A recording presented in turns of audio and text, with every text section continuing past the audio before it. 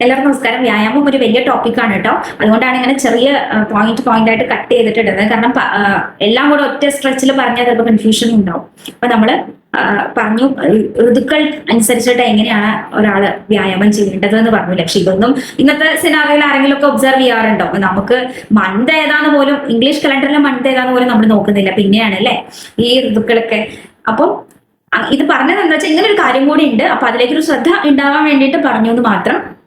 ഇനി നേരത്തെ സൂചിപ്പിച്ച വീഡിയോയിൽ പറഞ്ഞിട്ടുണ്ടായിരുന്നു, അർദ്ധശക്തി ബലവാനായിട്ടുള്ള ഒരാൾ അർദ്ധശക്തിയിൽ അദ്ദേഹത്തിന്റെ മൊത്തം ശക്തിയുടെ പകുതി യൂസ് ചെയ്തിട്ട് വ്യായാമം ചെയ്യാൻ പാടുള്ളൂ എന്ന് പറഞ്ഞു അല്ലെ.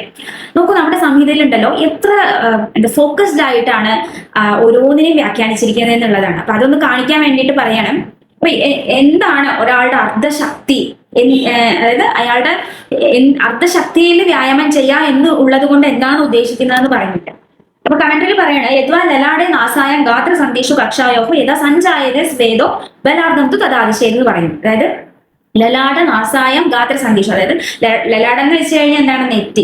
അതുപോലെ നാസ നമ്മുടെ മൂക്ക്. ഗാത്ര സന്ദേശം ശരീരത്തിലെ സന്ധികള് ജോയിന്റ്സുകളിലൊക്കെ എപ്പോഴാണോ സ്വെറ്റ് ചെയ്യുന്നത് അത് ആ ഒരു മൊമെന്റ് വരെയാണ് നമ്മുടെ അർദ്ധശക്തി എന്ന് നമുക്ക് മനസ്സിലാക്കാണ്. അപ്പൊ നമുക്ക് വർക്കൗട്ട് ചെയ്യുന്ന സ്ഥിരം വർക്കൗട്ട് ചെയ്യുന്നവർക്കാണെങ്കിൽ ഒബ്സർവ് ചെയ്യാലോ, അവർ സ്റ്റാർട്ട് ചെയ്യുമ്പോൾ തന്നെ വർക്കൗട്ട് ചെയ്ത് തുടങ്ങുമ്പോൾ തന്നെ അറിയാം നമുക്ക് നെറ്റി വിയർപ്പ് വരും, മൂക്ക് വിയർക്കും, അവിടെ നമ്മുടെ ജോയിന്റ്സിലൊക്കെ സ്വെറ്റ് വരും. അപ്പൊ അതാണ് ബലവാനായിട്ടുള്ള ഒരാളുടെ അർദ്ധശക്തി എന്നുള്ളത് കേട്ടോ. അപ്പൊ ജസ്റ്റ് മനസ്സിലാക്കാൻ വേണ്ടി പറഞ്ഞപ്പോൾ എത്ര ഫോക്കസ്ഡ് ആണ്. ഇപ്പൊ പലരും പറയും ആയുർവേദത്തിന് ഒതന്റിസിറ്റി ഇല്ല, അങ്ങനെയാണ് ഇങ്ങനെയാണ്, ഇതൊരു ഫേക്ക് ശാസ്ത്രമാണെന്നൊക്കെ പറയാറുണ്ട് കുറെ വിവരമില്ലാത്തവര്. അപ്പൊ നോക്കൂ, ഞാൻ ഇത് സിമ്പിൾ പോയിന്റ് വെച്ച് പറയണം, എത്ര ഡീറ്റെയിൽഡ് ആയിട്ട് പിൻ പോയിന്റ് ആയിട്ട് ഒരു അഥർവ വേദത്തിന്റെ ഉപവേദമാണ്. അപ്പൊ വേദ കാലഘട്ടത്തിൽ ഇന്നത്തെ ഒരു സയന്റിഫിക് എവിഡൻസും മെത്തഡോളജീസും ഒന്നും ഇല്ലാതിരുന്ന സമയത്ത് പറഞ്ഞു വെച്ചുള്ള ഇൻഫർമേഷൻസിന്റെ വാലിഡിറ്റി എന്താണെന്ന് കാണിക്കാൻ വേണ്ടിയിട്ട് മെൻഷൻ ചെയ്തെന്നുള്ളൂ.